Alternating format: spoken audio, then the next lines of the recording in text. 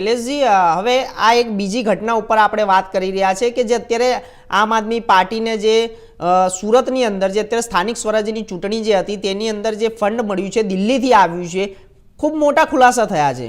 તો આ એક બીજી ઘટના છે. પહેલી ઘટના તો અનામત આંદોલનની હતી અને જે મહિલાઓને જે અનામત મળવાનું હતું, પરંતુ હવે તે વિષય સાઈડમાં આવી ગયો છે અને અત્યારે આ વિષય આવ્યો છે કે દિલ્હીની અંદરથી જે પૈસા આવી રહ્યા છે આંગડિયાના મારફતે, તો અત્યારે હાલ મોટા ખુલાસા થઈ રહ્યા છે. શું છે આ ઉપર?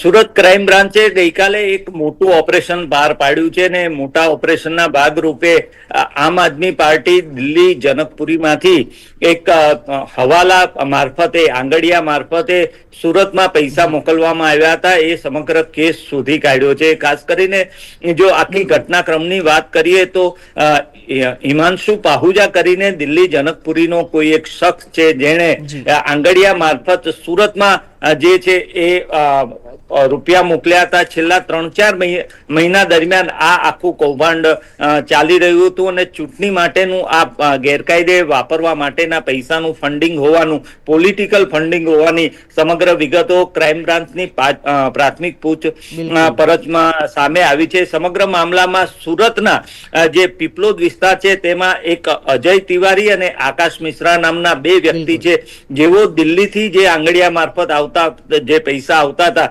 એને રિસીવ કરતા હતા અને અહીંયા મોકલતા હોવાની વાત છે. બીજી તરફ જે હિમાંશુ પાહુજા દિલ્હી જનકપુરીનો છે તેના આમ આદમી પાર્ટીના જે સુપ્રીમો છે અરવિંદ કેજરીવાલ અને ગુજરાતના આમ આદમી પાર્ટીના સાંસદ છે વિધાનસભાના સભ્ય છે ગોપાલ ઇટાલિયા, આ બંનેની સાથેના ફોટો પણ વાયરલ થયા છે. ક્રાઇમ બ્રાન્ચ ખૂબ ઝડપથી આ દિશામાં તપાસ કરી રહી છે.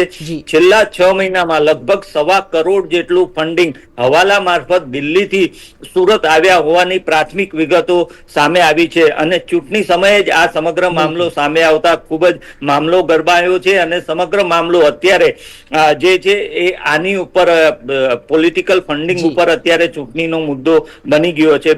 આ જે સમગ્ર મામલો છે એમાં માત્ર ગુજરાત, માત્ર સુરત પૂરતું નહીં પરંતુ સમગ્ર ગુજરાતનું ફંડિંગ સુરતથી દિલ્હીથી સુરત આવતું હતું ને સુરતથી અન્ય શહેરોમાં અન્ય ઉમેદવારોને કે અન્ય પોલિટિકલ એમના જે કઈ આકાઓ હતા એમને મોકલવામાં આવતી હોવાની પ્રાથમિક વિગતો છે. ગઈકાલ બપોર પછી આ સમગ્ર કૌભાંડ સામે આવ્યું છે અને તેને લઈને અત્યારે ખૂબ જ ગરમાવો છે. ખાસ કરીને ક્રાઇમ બ્રાન્ચે સુરતનું જે પીપલોદના વિસ્તારનો રહી છે આકાશ મિશ્રા અને અજય તિવારી છે એમની પૂછપરછ કરી છે, તેમના નિવેદન લીધા છે. ખૂબ ઝડપથી સુરત ક્રાઇમ બ્રાન્ચ દિલ્હી જનકપુરીના હિમાંશુ પાહુજાની પણ પૂછપરછ કરે તેવી શક્યતાઓ છે અને દિલ્હીમાં જે આ હિમાંશુ પાહુજા છે એને કોણ રૂપિયા આપતું હતું, કોના કહેવાથી તેને આ હવાલા મારફત આંગડિયા મારફત છેલ્લા 4 મહિનામાં લગભગ 1.25 કરોડ રૂપિયા મોકલાવ્યા હતા, એ સમગ્ર મામલે હાલ તો ક્રાઇમ બ્રાન્ચે તપાસ શરૂ કરી છે.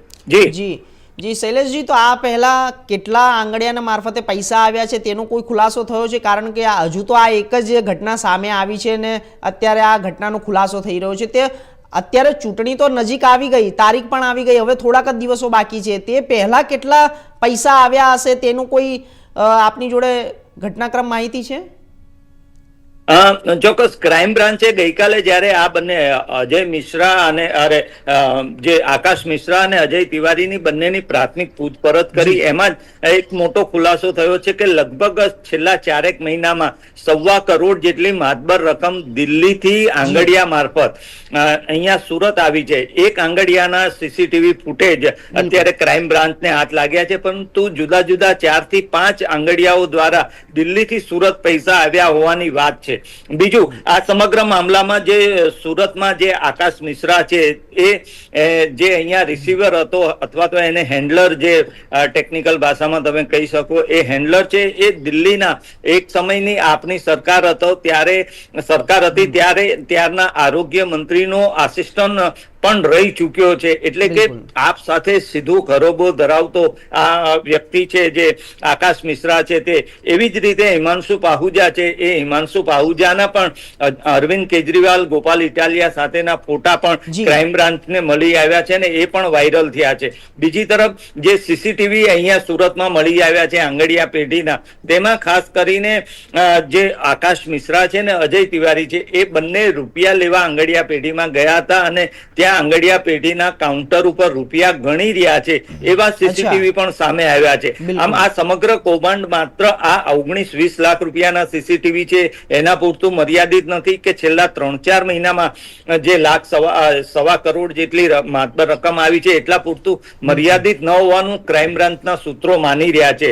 ક્રાઇમ બ્રાન્ચનું માનવું છે કે ઘણા લાંબા સમયથી આ ફંડિંગ થતું હશે અને સમગ્ર ગુજરાતમાં આ પોલિટિકલ ફંડિંગ સુરતથી પહોંચતું કરવામાં આવતું હશે, એટલે કે દિલ્હીથી સુરત સુધી ને સુરતથી પછી સમગ્ર રાજ્યમાં આપના જે કાર્યકરો કે નેતાઓ છે તેની સુધી પહોંચતું કરવામાં આવતું હોવાની એક શક્યતા અત્યારે વ્યક્ત થઈ રહી છે. હાલમાં તો ક્રાઇમ બ્રાન્ચે આ સમગ્ર મામલામાં માત્ર આ 1.25 કરોડ પૂરતી વાત છે કે એનીથી વધુ મોટી રકમ છે તે દિશામાં તપાસ કરી છે. સાથે સાથે આ ગેરકાયદે નાણાંની હેરાફેરીનો મુદ્દો હોવાથી તુરંત જ ક્રાઇમ બ્રાન્ચે સુરત આવકવેરા વિભાગને પણ જાણ કરી છે અને ઇન્કમ ટેક્સે પણ આ સમગ્ર મામલામાં તપાસ શરૂ કરી છે. જી ચોક્કસથી શૈલેષજી, આપનો ખૂબ ખૂબ આભાર માહિતી આપવા માટે. દર્શક મિત્રો, જેવી રીતે કે આપણે જોયું કે દિલ્હીથી પૈસા નીકળીને હવે અમદાવાદ અને જે આમ આદમી પાર્ટી છે અને સુરત છે ત્યાં જઈ રહ્યા છે, ફંડિંગો માટે જઈ રહ્યા છે અને આ સાથે જ તમામ માહિતીઓ શૈલેષજી આપી, બ્યુરો ચીફ હતા.